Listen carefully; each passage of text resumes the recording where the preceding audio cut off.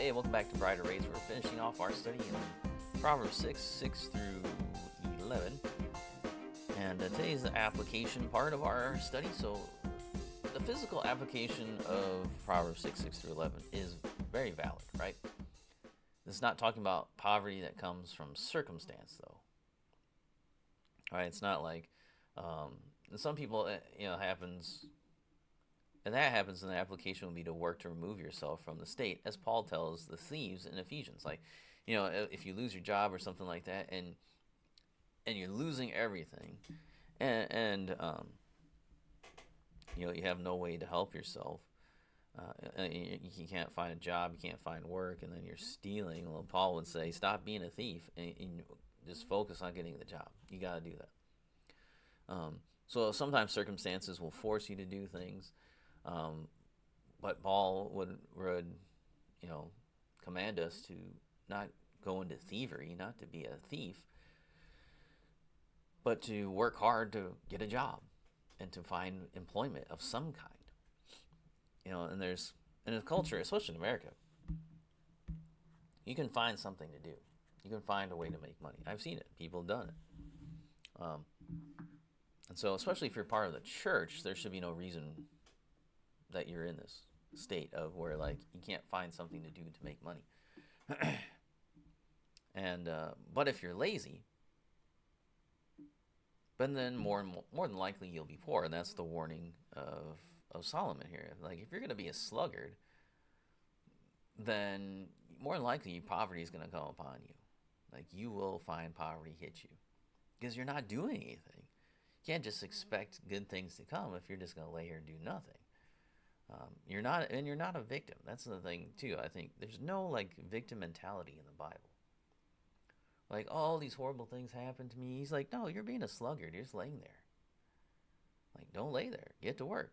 Now is the time to work. As Paul said, now is the daylight time. So get to work physically to provide for your needs and for the needs of others. Paul said, don't be a thief because you need to make enough money to provide for yourself and for others.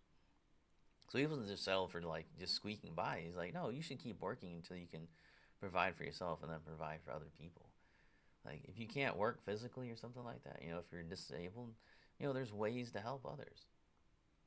There still is ways to work, right? I'm not just talking about earning cash in your bank account. Like the widows of the church. The widows in the past, they weren't working because a lot of the work, honestly, back when the New Testament was written, a lot of that work was physical labor. But you got people who couldn't do that. But then what were they doing? They were serving the people of the church. They were praying and stuff like that. And then the church was providing for their needs. Now that makes sense. If you're going to be, if you can't physically work, say you're disabled or you were injured somehow and you can't do it, and now you're disabled and you need. It doesn't give you the right to be a sluggard, though, right? It doesn't give you the right to be sluggardly in your life. You still have to provide. You still have to work. And there's a lot of different ways, especially nowadays. There's a lot of different ways to do that. But the widows back in the past, what would they do? They would be at serving at the temple. They would serve at, and then when it gets to, the leaving the temple and then the widows were serving the church however they could, whatever they needed to do. One of the ways they did that was prayer. So yeah, we'll provide for your needs if you're going to spend all day in prayer. Definitely. Yeah, sure. We should do that.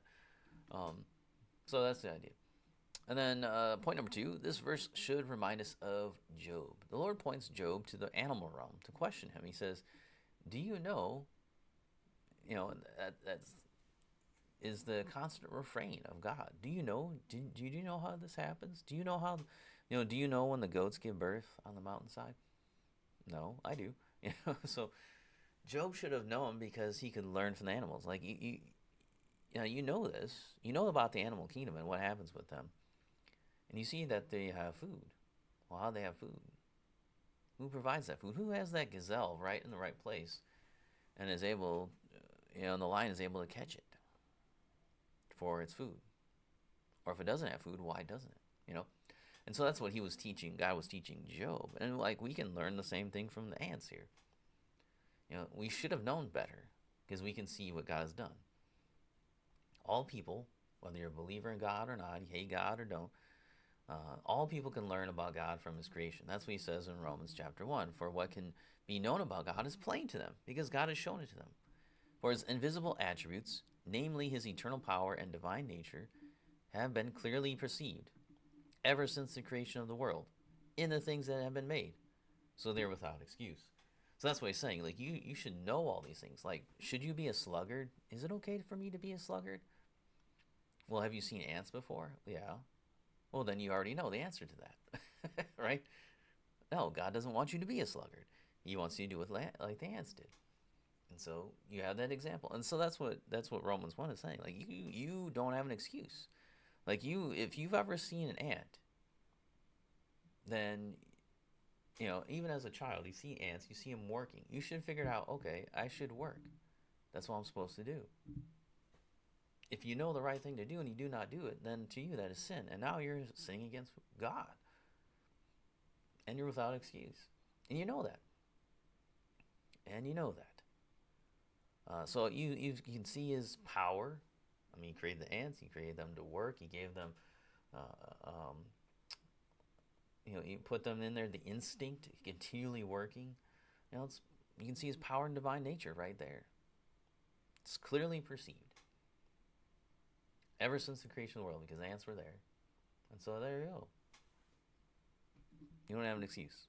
That's why people are working so hard to find an excuse. But they don't want to. They want to be with an excuse. They don't want to be without excuse. And then number 3, we have a limited time on this earth to do what God has commanded. Ephesians 4:15-17 says, "Look carefully then how you walk, not as unwise, but as wise, making the best use of the time, because the days are evil. Therefore, do not be foolish, but understand what the will of the Lord is." What's the will of the Lord? Well, we just read it today, right? Go to the ant. O sluggard, consider ways and be wise. Don't be lazy. Don't be inactive. You're called to be active. You're called to serve the Lord. You're called to put on the armor of light and go into battle and to fight. That takes all different people, all different body types, all different capabilities, all different languages and nationalities. It takes everything. But God has called people to do that. That's the command of Christ, to do this, to consider the ant, O sluggard. Consider her ways and be wise. And know you're without excuse. God put ants all over this world. Right? They're everywhere. And so he put that everywhere. Don't be lazy. You see those ants coming out of your wall over there? Yeah. Don't be lazy. That's what he's saying.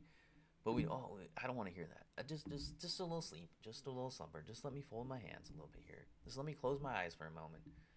And that's all I need to do. Just for a little while. But guess what? Poverty is coming upon you. Spiritual poverty is coming upon you. And if you don't correct that soon, you will become like what he says next. You will be a worthless person, a wicked man. And you will be in all these other sins. And you will be doing things that God calls an abomination to him. And we don't want to do that.